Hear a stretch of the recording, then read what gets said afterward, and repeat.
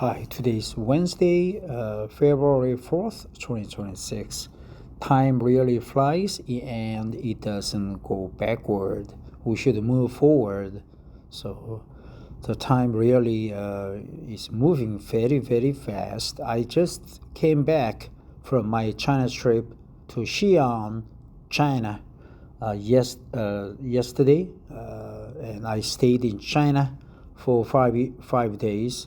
It was a nice second trip to Xi'an, and this was like my eighth trip to China. So I like China, interesting place, but not sure if I am willing to live there for an extended period. But it was very cheap land, and people were friendly, and many things to check out, many interesting sceneries too. And let's read this interesting article coming from China. This article is by Reuters and it appeared on Yahoo News. And the title of the article is "A Visit by Britain's Starmer Shows Drawbacks of China Pivot in Countering Trump." China pivot, right? Like a China fever. So you just peg with China.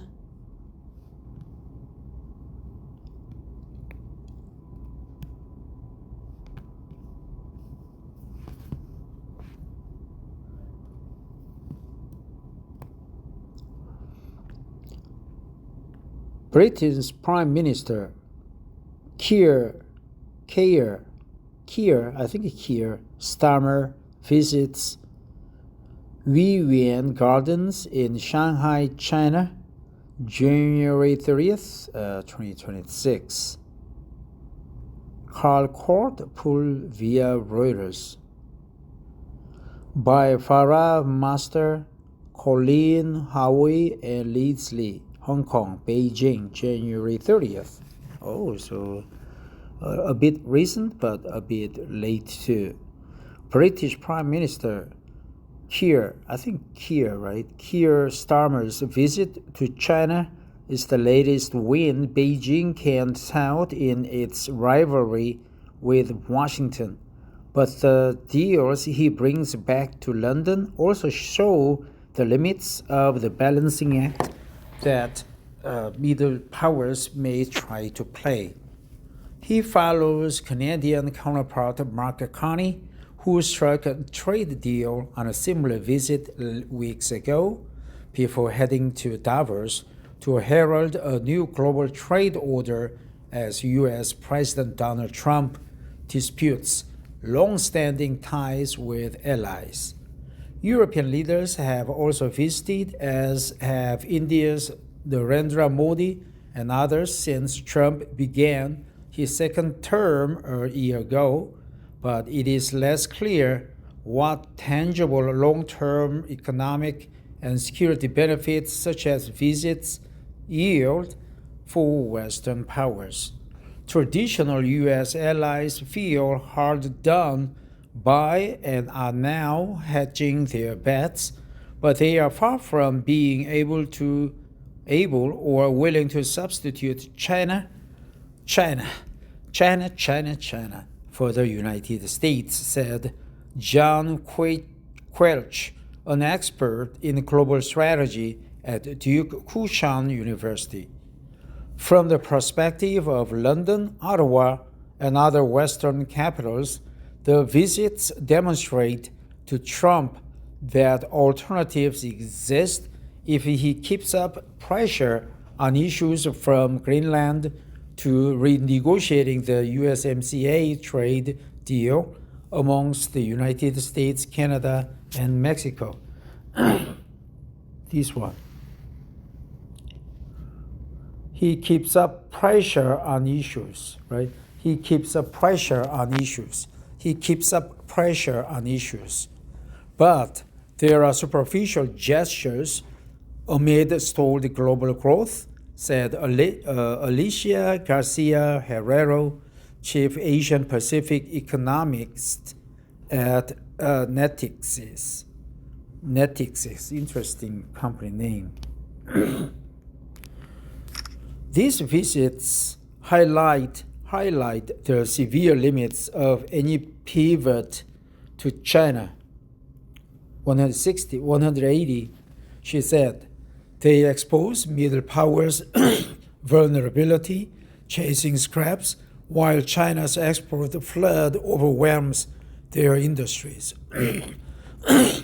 And they benefit Beijing by supporting the narrative of a broad pivot to China as the world's reliable partner, in contrast with Trump's chaotic tariff policies and his growing list of threats and demands towards partners and rivals alike.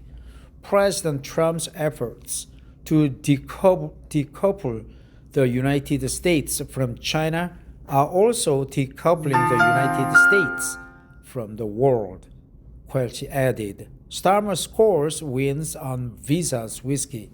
The deals clinched by Western powers on such visits come in return for deeper integration with a country that ran a trade surplus the size of the Dutch economy last year, but where consumption is too weak for even its own products to prosper at home. On his trip to the world's second largest economy, Starmer secured 30-day visa-free access for Britons traveling to China and lower tariffs on whiskey, while British drug maker AstraZeneca unveiled a $15 billion investment in China. He got nothing beyond frank dialogue on tension arising from China's increasingly assertive stance on Taiwan. Its stronger ties with Russia after the Ukraine invasion and the right's crackdown on Britain's former colony of Hong Kong. British and U.S. politicians who criticized Starmer's trip also aired accusations of espionage and human rights abuse, which Beijing denies.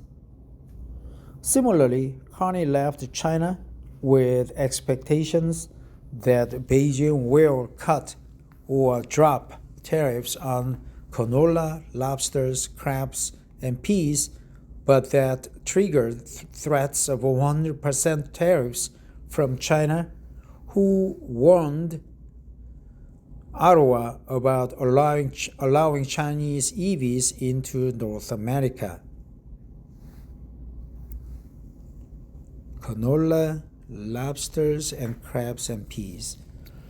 And even before Starmer has wrapped up his China visit, Trump warned Britain it was dangerous to get into business with Beijing after the Prime Minister extolled the economic benefits of resetting relations with China. Touted, right? Touted.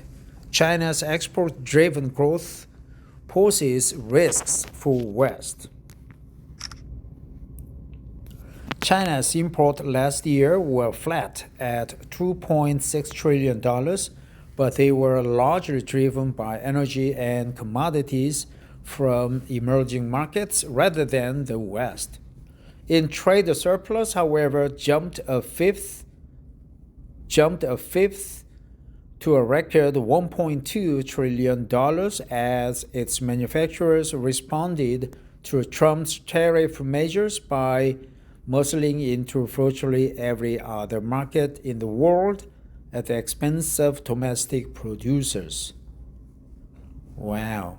Such a pace of growth puts China's trade surplus on track to roughly reach the size of the $3 trillion French economy by 2030 and the $5 trillion German economy by 2033. Its exports to the European Union last year jumped 8.4%, while imports dipped 4%. China shipped 7.8% more to Britain, while buying 4.7% less. With Canada, sales grew 3.2%, while purchases plunged 10.4%.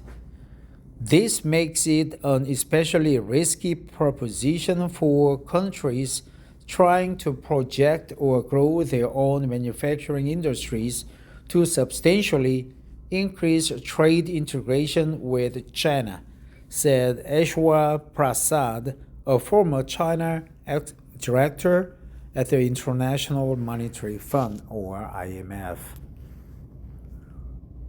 China hardly provides a safe harbor for countries trying to cope with adverse economic effects of U.S. tariffs, said Prasadi, who now teaches trade policy at Cornell University. Still, say some analysts, significant trade wins with China may not be as important or even realistic for countries such as Britain or Canada right now. Resetting ties may be the best they can get, but that could still be valuable, as previous deterioration in relations exposed critical supply chain dependencies on China. The Asian giant's trade countermeasures helped to widen two-way trade imbalances rather than narrow them, analysts said. The visits by Starmer and Carney are a propaganda coup for Beijing, said Noah Arbakin, a Europe-China expert at the German Marshall Fund and Rhodium Group, while warning this is not a pivot to China. It is about reducing tension with Beijing. That's a good expression, right? This is not a pivot to China. It is about reducing tension with Beijing. He added, no country wants to be in open conflict with the two superpowers at the same time. Additional reporting by Liangping Gao and Kevin Yao in Beijing and David Curtin in Shenzhen. Writing by Marius Zaharia, editing by Clarence Fernandez. So it's not a pivot to China. It's about reducing tension with China, with Beijing, right? From this article, we learned many expressions. One is, this is not a pivot to China. It is about reducing tension with Beijing. And what?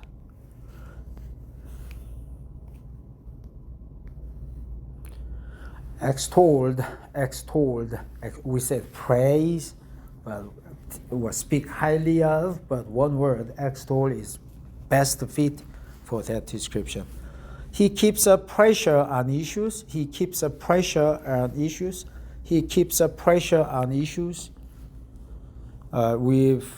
have the poor man way to do it, cheap contract manufacturing operations. Thanks for listening. Have a great Wednesday.